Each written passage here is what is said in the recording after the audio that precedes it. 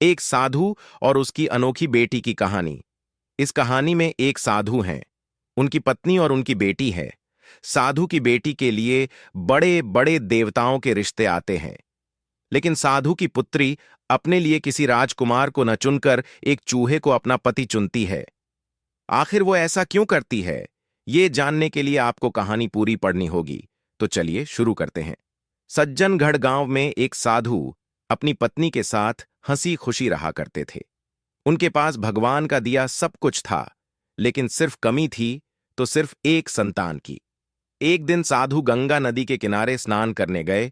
तभी उन्होंने देखा कि एक बार अपनी सोच में एक छोटी सी चिड़िया को दबाकर ले जा रहा है। तभी अचानक से हवा का एक तेज झोंका आया और बाज की चोंच से चूहियां छूटकर उनके हाथों में आ गिरी। उसकी छोटी सी पूंछ व काली चमकीली आंखें देखकर साधु का मन भर आया। साधु गांव के सबसे महान विद्वान थे और उनके पास कुछ जादुई शक्तियां भी थीं, लेकिन उन्होंने कभी उनका गलत इस्तेमाल नहीं किया था। चूहिया को देखकर उन्हें उसे पर दया आ गई और उन्होंने उसे जादुई मंत्रों की मदद से एक छोटी बच्ची में बदल दिया। नन्ही बच्ची को देखकर खुश हुई। साधु की पत्नी साधु उस लड़की को अपने साथ घर के गए और अपनी पत्नी से बोले, तुम हमेशा से संतान चाहती थी ना, तो लो आज से यही हमारी पुत्री है। तुम्हें इसे पूरी देखभाल व स्नेह से पालना होगा। साधु की पत्नी अपनी पुत्री को देख प्रसन्न हो उठी। उनकी प्रसन्नता देखकर ऐसा प्रतीत हो रहा था कि मानो उनकी वर्षों पुरानी इच्छा पूरी हो गई है। उन्होंने उस लड़की को उर्वशी नाम दिया और उसे राजकुमारी की तरह पाला। साल बीत के चले गए और नन्ही लड़की अब एक सुंदर सी लड़की बन गई थी। जब युवती 18 साल की हुई, साधु और उसकी पत्नी को उसकी शादी की चिंता सताने लगी। दोनों चाहते थे कि उनकी बेटी को एक सुयोग्य वर मिले जो उसे जिंदगी भर खुश रखे। शादी के लिए आए अनोखे रिश्ते। साधु ने अपनी पत्नी से कहा, मेरी बिटिया का विवाह ऐसे व्यक्ति से होना चाहिए जो सबसे बड़ा हो। मेरे हिसाब से सूर्य ठीक रहेगा। साधु की पत्नी ने भी हम ही भर दी। उन्होंने जादुई मंत्रों के से सूर्य को नीचे बुला लिया।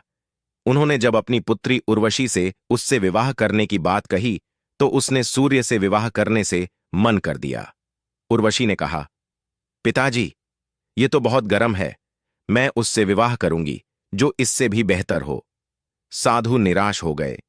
उन्होंने सूर्य से कहा कि वे ही कोई वर सुझाए। क्या उर्वशी को मिलेगा उसका मनपसंद वर? सूर्य ने काफी देर सोचा और फिर बोला, आप अपनी बेटी के लिए बादलों के देवता को चुन सकते हैं। उनसे बड़ा तो कौन है? उनमें तो मेरी करने को भी रोकने की शक्ति है और वह मेरे जितने गर्म भी नहीं है। सूर्य की बात सुनकर साधु ने बादलों के देवता को नीचे बुलाया, पर इस बार फिर से उर्वशी ने मना कर दिया और बोली, ये तो कितना बदसूरत है। कहीं से काला है, कहीं से सफेद है। मैं इससे विवाह नहीं कर सकती। साधु ने बादल देवता से कहा कि वही कोई अच्छा वर सुझा दें। बादल देव ने पवन देव का नाम दिया।